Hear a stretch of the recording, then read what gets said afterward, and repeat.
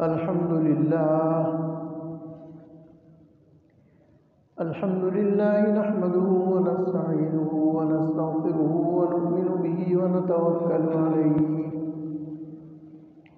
ونعوذ بالله من شرور أنفسنا ومن سيئات أعمالنا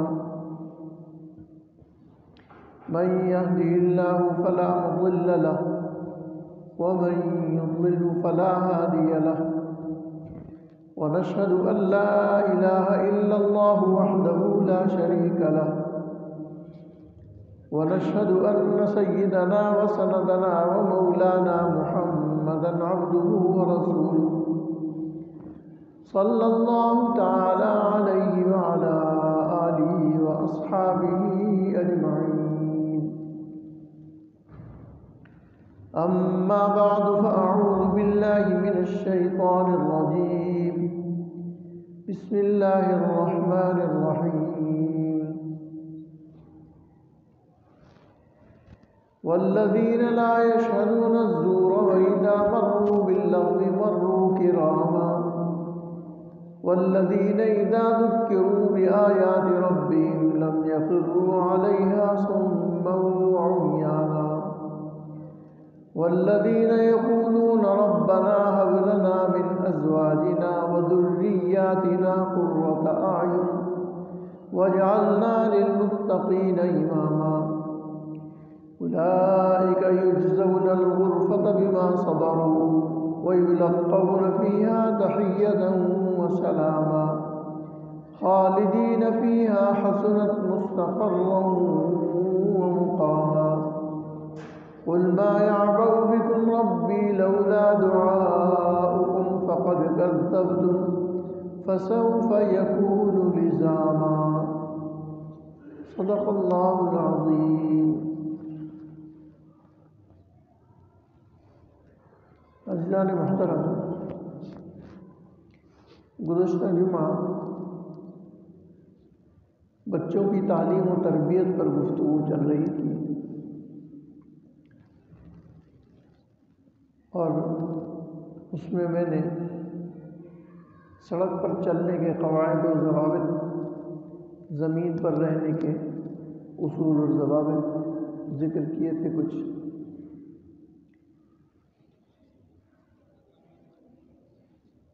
آج کی اسی ترتیب کو قائم رکھتے ہوئے بچوں کی تعلیم و تربیت میں کن کن چیزوں کا اہتمام ہونا چاہیے.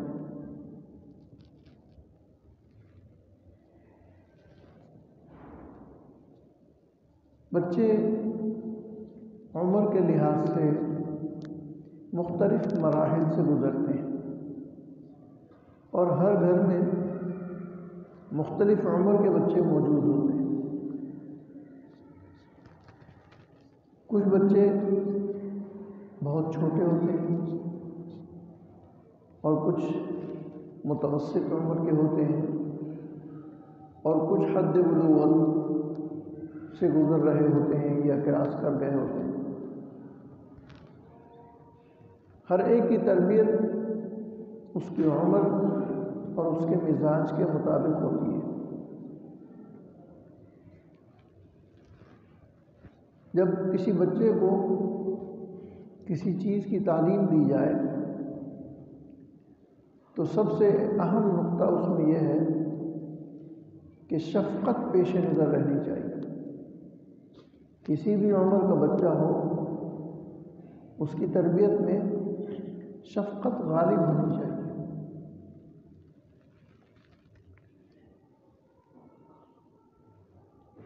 پھر کچھ بچے جو چھوٹی عمر کے ہوتے ہیں تو ہمیں یہ احساس ہوتا ہے کہ یہ تو ناسمجھ ہیں،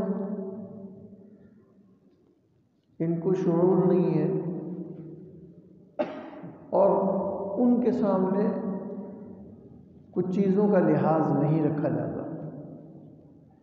باہم گفتگو کرتے وقت، زوجین آپس میں بات کرتے وقت، اسی طرح سے دیگر اہل خانہ بات کرتے وقت ان بچوں کو اہمیت نہیں دیتے.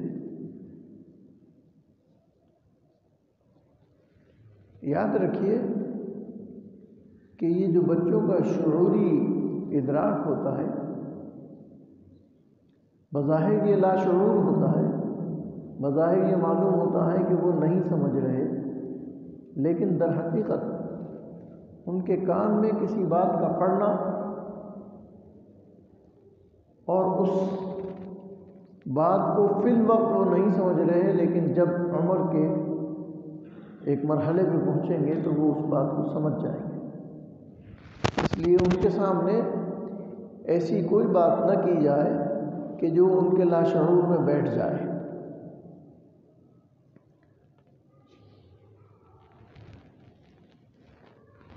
تعلیم و تربیت میں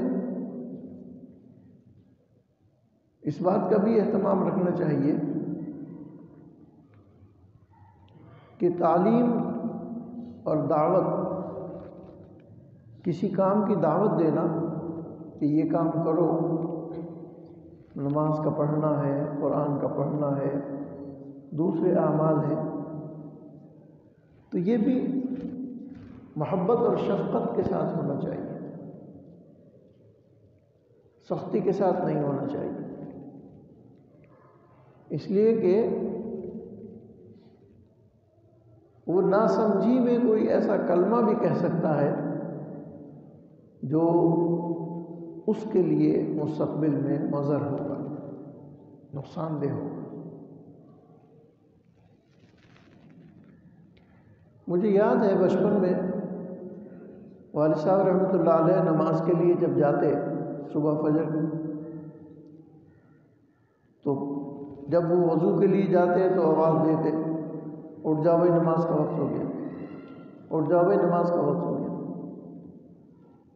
پھر جب وہ وضو کر کے آتے پھر کہتے بھائی وقت جا رہا ہے، اٹھ جاؤ جلدی سے۔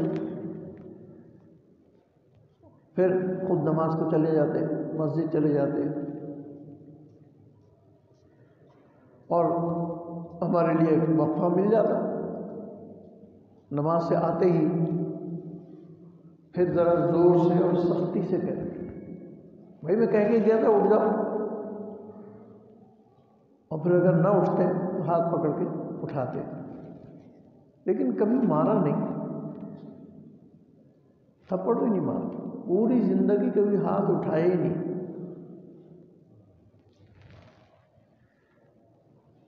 تو یہ شفقت ہم نے چشمدید آنکھوں سے دیکھی۔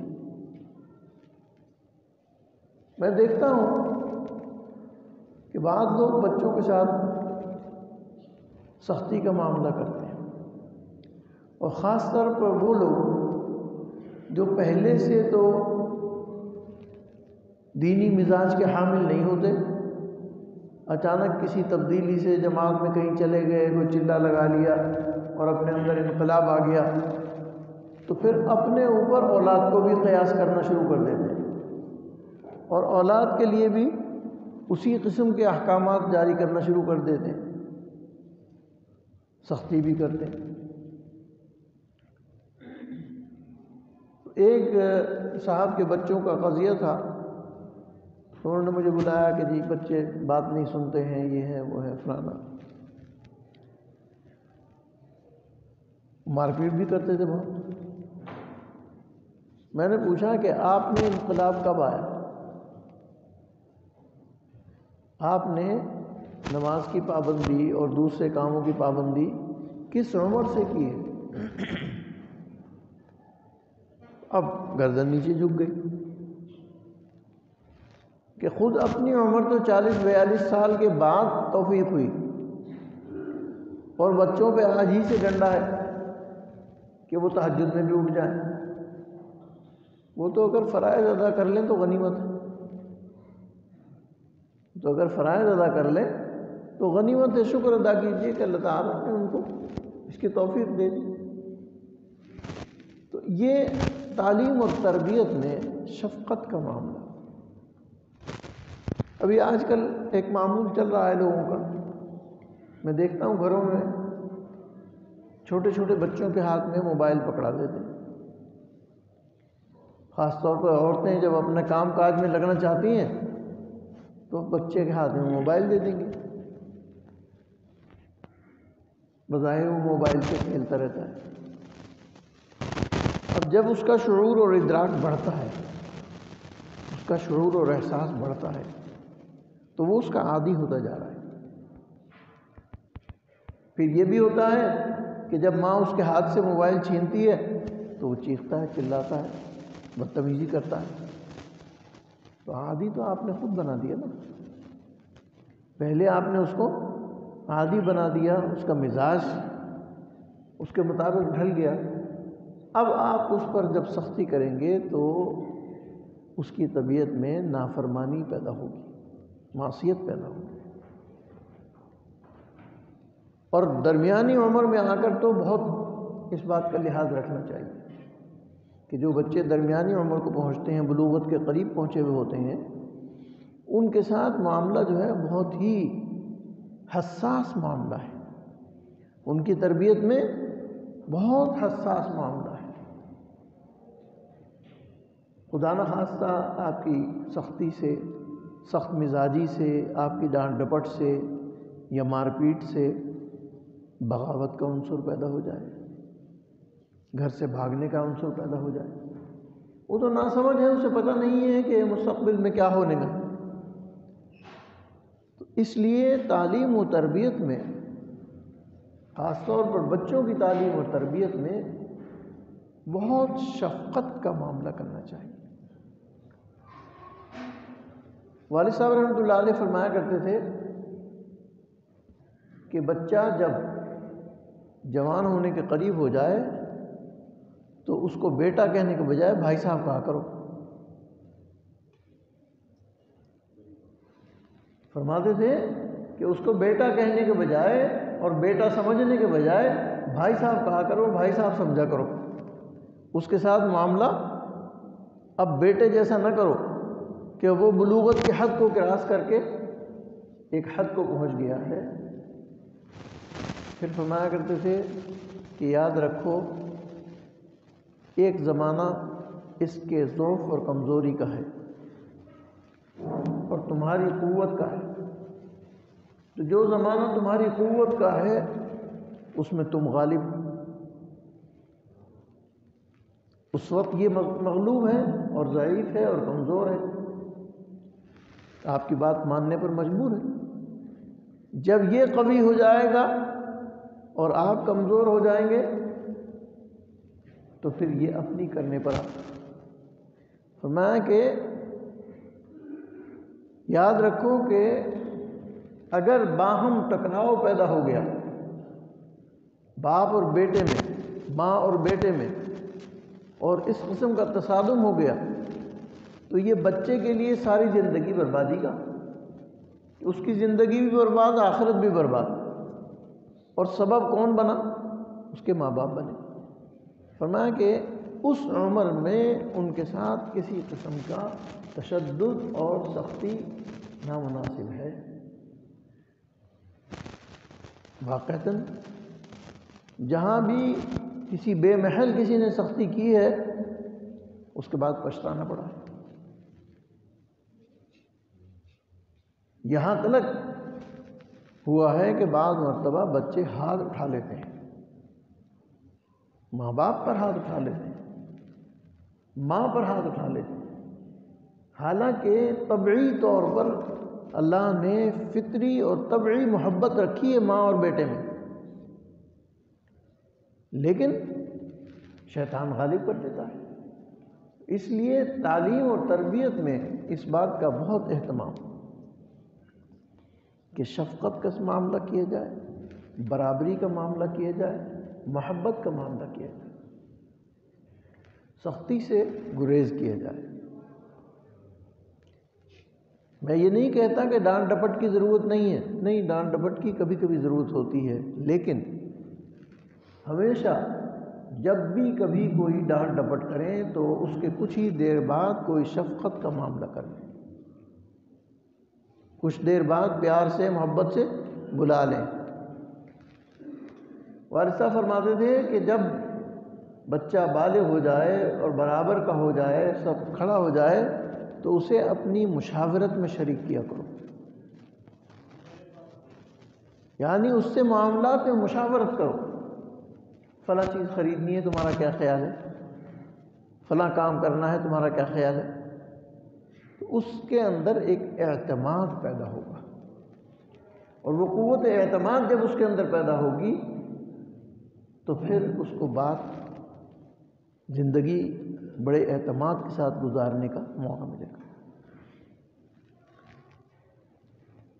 بعض لوگ یہ سمجھتے ہیں کہ بچے ہیں، اس سے کیا پوچھنا، یہ تو بالکل بیوقوف ہے. نہیں، ہو سکتا ہے ان کا شعور، ان کا ادراک، ان کا ذہن آپ سے زیادہ تیز چل رہا ہو. خاص طور پر آج کل کے زمانے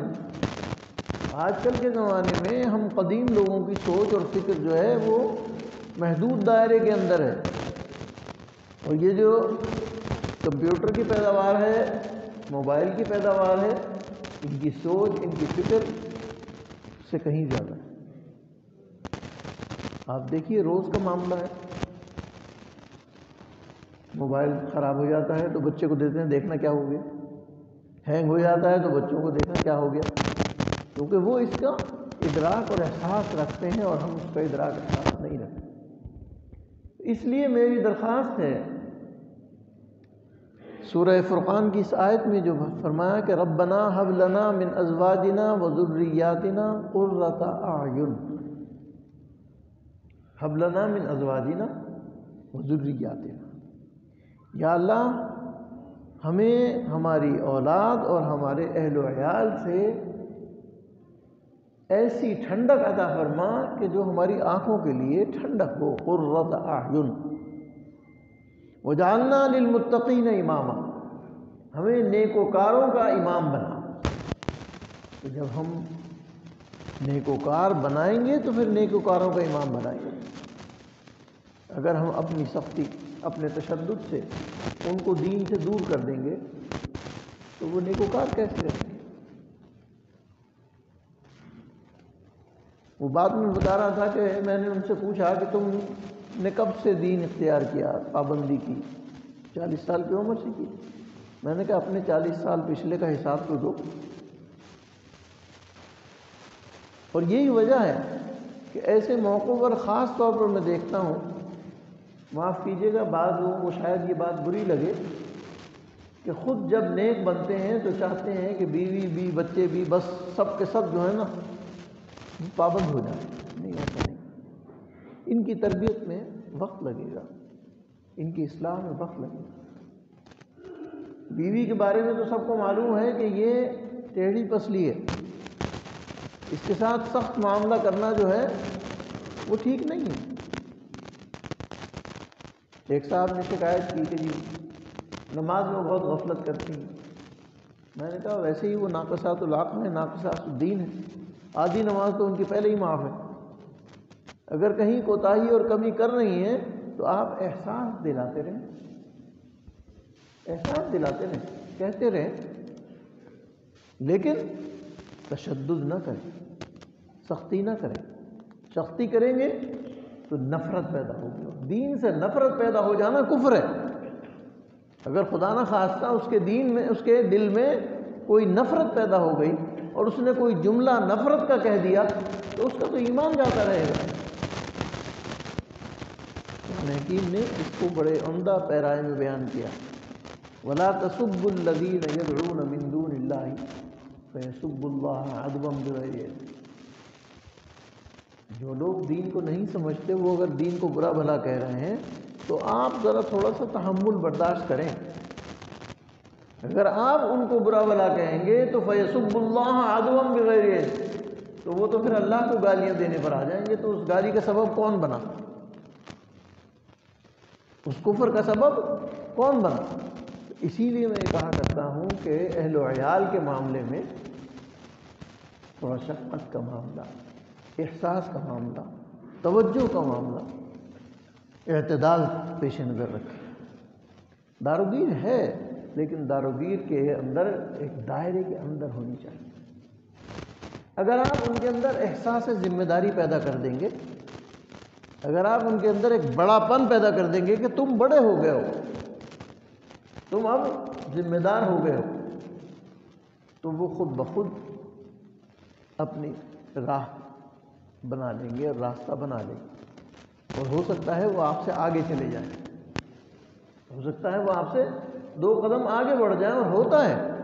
ہم اکثر دیکھتے ہیں کہ بعض نوجوان اپنے والدین سے، اپنے بڑوں سے کہیں آگے جا رہے ہوتے ہیں، تو یہ ان کے اعتماد کی وجہ سے، ان کی تعلیم اور تربیت کی وجہ سے۔ ربنا ہب لنا من ازواجنا وذریاتنا قرۃ اعین، ہمارے لیے ہماری آنکھوں کی ٹھنڈک بنا۔ آنکھوں کی ٹھنڈک کیسے بنے گی؟ تعلیم سے بنے گی، تربیت سے بنے گی۔ علم ان تک پہنچائیے، انہیں گناہ کا جو انجام ہے اس سے مطلع کیجیے، اور ان کو مطعون نہ کیجیے۔ گناہ کی خرابی بیان کیجیے، انہیں مطعون نہ کیجیے کہ تم نے نماز نہیں پڑھی تو تم فاسق ہو گئے ہو، تم فاجر ہو گئے ہو۔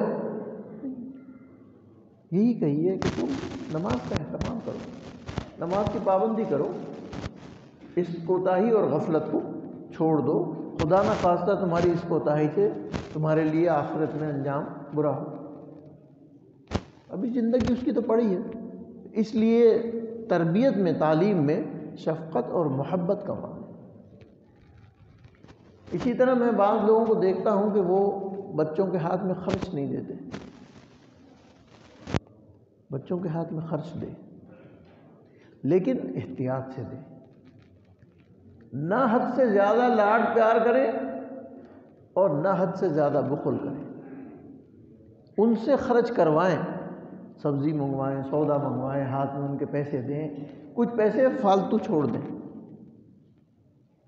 سودا آپ نے منگوایا ہے 500 روپے کا نوٹ دیا اور 400 450 روپے کا سودا بتا دیا، اگر 50 40 بچ گئے ہیں اس کے تو وہ اس پہ کہتے ہیں ٹھیک ہے کہیں خرچ کر لینا، کوئی چیز اور لانی ہوگی تو لے آنا۔